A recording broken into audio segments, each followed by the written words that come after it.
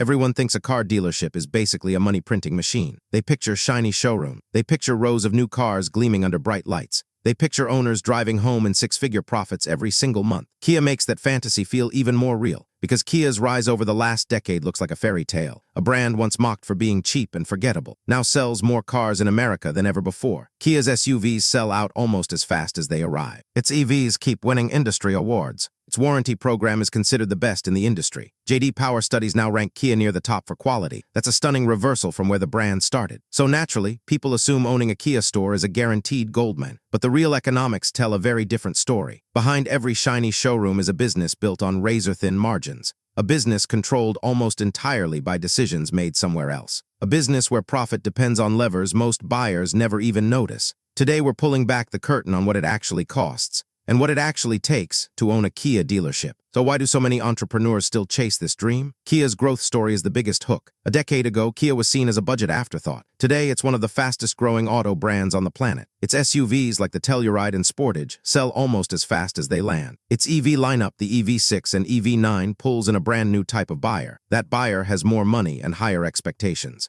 Kia's 10-year, 100,000-mile warranty also builds long-term trust. That trust brings buyers back for service for years. And unlike luxury brands, Kia's entry cost feels almost approachable. You don't need Ferrari-level capital to open a store. You don't need a private island either. For many investors, that feels like the perfect entry point. A rising brand without the sky-high price tag of luxury. Kia's global sales numbers keep climbing year after year. That kind of momentum is rare in a mature auto market. It makes the brand feel like a safer long-term bet. Costs also shift depending on the country you're building in. The US, the UK, Australia, and India all set different capital requirements. City center locations cost drastically more than highway locations. Suburban lots often strike the best balance between price and traffic. But approachable does not mean cheap. Opening a Kia dealership still demands serious capital. Total investment can range from roughly $1.5 million to over $5 million. The exact number depends entirely on location and market size. Land and building alone often eat over half that number. In a major metro area, land costs can spiral fast. Kia also enforces strict facility design standards.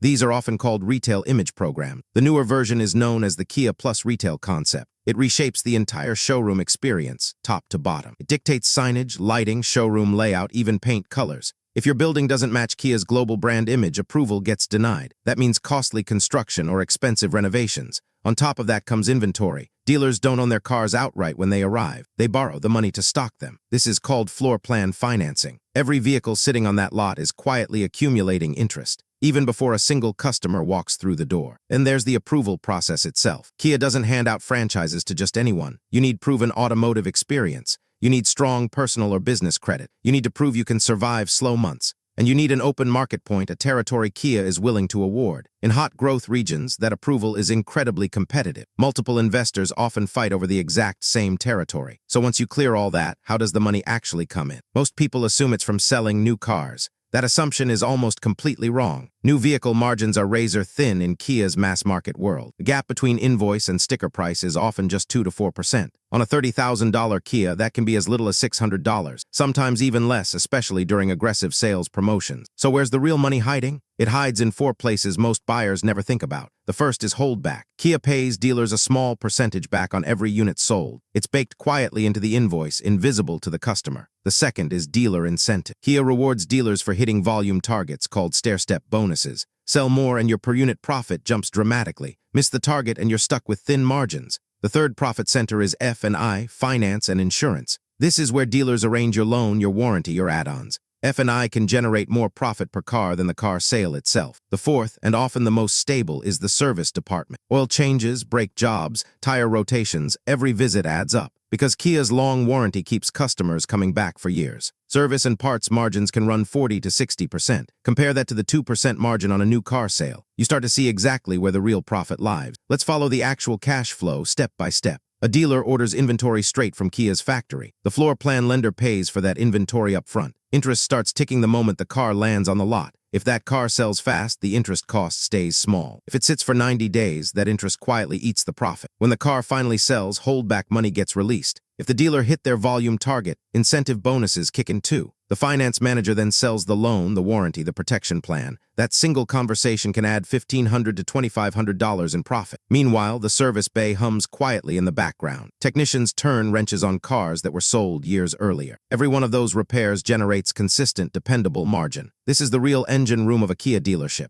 not the shiny showroom out front. Here's the deeper truth about Kia's margin structure. New car margins stay thin because Kia competes hard on value. It has to stay price competitive against Hyundai, Toyota, and Honda. That pricing war protects Kia's growing market share, but it squeezes dealer profit on every single new sale. Service and parts don't face that same competitive pressure. Customers rarely price shop and oil change the way they shop for a car. That's why fixed operations quietly become the financial backbone. Smart Kia dealers understand this reality clearly. They treat the showroom as a customer magnet, and they treat the service bay as the actual profit center. Certified pre-owned Kia sales add another quiet layer of margin. A used trade-in bought low can be resold at a healthy markup. That flexibility gives dealers more pricing control than on new cars. Online configurators and digital sales tools are changing buyer behavior too. More customers now negotiate price before ever visiting a showroom. That shifts even more pressure onto per-unit margin. Of course, running this entire operation isn't free. Staffing costs are constant and genuinely heavy. Salespeople, technicians, finance managers, service advisors all need paychecks. Skilled technicians are especially hard to find and keep. Facility upkeep never really stops either. Kia requires dealers to maintain brand image standards year after year. That means periodic remodeling, new signage, updated technology. Marketing co-op contributions are often mandatory too. A percentage of revenue goes straight into required advertising. Digital advertising and lead generation tools add even more monthly cost. Insurance costs climb every year, especially for large inventories. Floor plan interest keeps accumulating month after month. None of these costs disappear, even during a slow season. Now here's what rarely gets mentioned in the glossy franchise brochure. Kia can mandate facility upgrades with very little warning. A new corporate design refresh can cost hundreds of thousands of dollars.